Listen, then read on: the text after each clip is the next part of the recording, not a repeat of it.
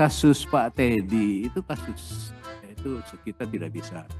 Itu kewenangan ada di Presiden. Mengangkat Teddy Indra Wijaya STTH MSI sebagai Sekretaris Kabinet terhitung sejak saat pelantikan kedua dan seterusnya ditetapkan di Jakarta pada tanggal 20 Oktober 2024. Presiden Republik Indonesia H. Prabowo Subianto. Belakangan ini, nama Sekretaris Kabinet Teddy Indra Wijaya kembali naik daun. Teddy naik pangkat dari mayor menjadi letnan kolonel. Kenaikan pangkat adalah suatu kabar gembira. Namun, kelompok yang tidak senang dengan Teddy menganggap kenaikan pangkat ini terlalu cepat dan lain-lain tuduhan miring. Isu terbaru yang dilempar ke publik adalah menyerang posisi Teddy sebagai anggota TNI aktif yang dilantik Presiden Prabowo sebagai Seskap pada 21 Oktober 2024 lalu. Teddy pun diminta mundur dari TNI ataupun mungkin berharap agar Teddy dilepas dari jabatan Seskap. Pendapat miring mengenai Teddy ini pun dikaitkan dengan konteks politik yang saat ini sedang ramai, yaitu perubahan atau revisi Undang-Undang Nomor 34 Tahun 2004 tentang TNI. Bahkan, sampai ada yang menuduh Presiden telah melanggar undang-undang. Namun, tudingan miring ke arah Teddy ini jelas salah alamat dan terkesan sedang memutarbalikkan fakta hukum dan aturan yang berlaku.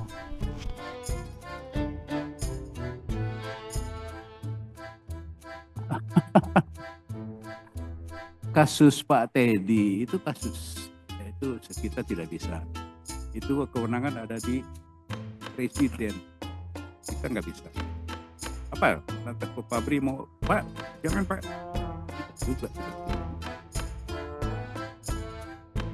Jadi itu kewenangan penuh di tangan Presiden. Tadi Presiden sebagai apa tadi? Penguasa tertinggi di jajaran darat, laut, udara, dan polis juga di undang-undang nggak ada ya. TNI aja, darat, laut, udara. Ya, usah. Itu kuasanya Presiden, nggak ya. Itu kita jangan. Ya Pak Fabri pun nggak bisa. Itu kuasanya Presiden. Diskresinya Presiden. Bagaimana aturannya? Mari kita lihat sama-sama.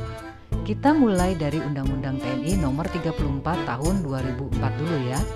Pada pasal 47 ayat 2, undang-undang ini menyebutkan prajurit aktif dapat menduduki jabatan pada kantor yang membidangi koordinator, bidang politik dan keamanan negara, pertahanan negara, sekretaris militer presiden, intelijen negara, sandi negara, lembaga ketahanan nasional, Dewan Pertahanan Nasional, Search and Rescue Nasional atau SAR, Narkotika Nasional, dan Mahkamah Agung. Nah, perhatikan di situ ada lembaga Sekretaris Militer Presiden. Saat ini dipegang oleh Mayor Jenderal TNI Kosasih SE, seorang prajurit berlatar Kopassus dari Akmil Angkatan 1993. Nah, posisi Sekretaris Militer berada di bawah Kementerian Sekretariat Negara. Dalam Peraturan Presiden Nomor 148 Tahun 2024 tentang Kementerian Sekretariat Negara disebutkan pada pasal 48 yaitu Sekretariat Militer Presiden terdiri atas paling banyak 4 biro dan Sekretaris Kabinet. Yang artinya Sekretaris Kabinet alias Seskap sudah berada di bawah Sekmil Presiden. Jadi Mayor, Letkol Teddy pada dasarnya anggotanya Maijen Kosasih. Nah, menurut pasal 45 Perpres 148 ini, Sekmil berada di bawah Menteri Sekretaris Negara.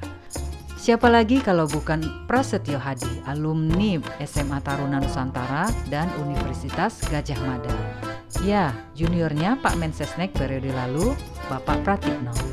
Semestinya di level ini saja para haters Teddy mestinya sadar kalau mereka sudah salah alamat menyerang Mas Teddy. Salah alamat atau memang tidak suka atau malah cemburu sama Mas Teddy ya. Oke lah, rupanya mereka belum puas memutarbalikkan fakta. Teddy dituduh anak kemarin sore dan macam-macam tudingan miring lain. Nabrak-nabrak aturan, bahkan ada yang bilang presiden bisa dimakzulkan karena melanggar undang-undang. Waduh, ngancem ini namanya ya. Tapi okelah, kita jelaskan saja biar para haters makin kepanasan. Nah, tugas-tugas kementerian sudah diatur dalam Peraturan Presiden Nomor 139 Tahun 2024 tentang penataan tugas dan fungsi Kementerian Negara Kabinet Merah Putih periode tahun 2024-2029. Dalam pasal 2 ayat 1 disebutkan, Peraturan Presiden ini membubarkan Sekretariat Kabinet yang dibentuk berdasarkan Peraturan Presiden Nomor 55 Tahun 2020 tentang Sekretariat Kabinet. Artinya, Seskap yang dimaksud dalam Perpres Nomor 55 ini sudah tidak berlaku lagi.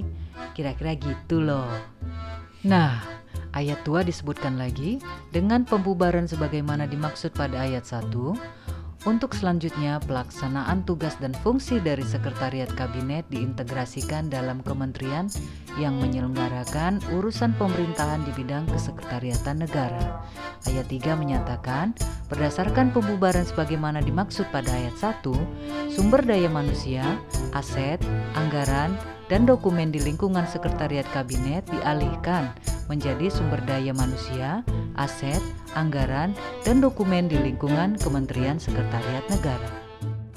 Dalam pasal 4 huruf B disebutkan, Menteri Sekretaris Negara dan Kementerian sebagaimana dimaksud dalam pasal 1 angka 8 yang melaksanakan urusan pemerintahan di bidang kesekretariatan negara, memimpin dan mengkoordinasikan penyelenggaraan dukungan manajemen kabinet kepada Presiden dan Wakil Presiden dalam penyelenggaraan pemerintahan yang dilaksanakan oleh Sekretariat Kabinet sebagaimana dimaksud dalam Peraturan Presiden Nomor 55 Tahun 2020 tentang Sekretariat Kabinet.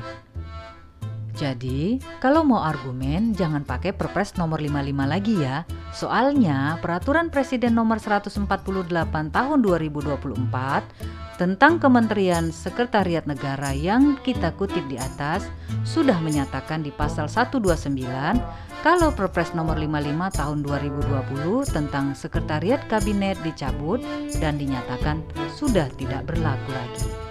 Nah, sampai mana ya isu ini akan digoreng-goreng oleh kelompok yang tidak senang dengan Teddy? Atau jangan-jangan memang sudah tidak senang dari awal dengan Prabowo menjadi presiden? Hayo, ngaku-ngaku. Terima kasih telah menonton. Like, love, comment, follow, dan subscribe.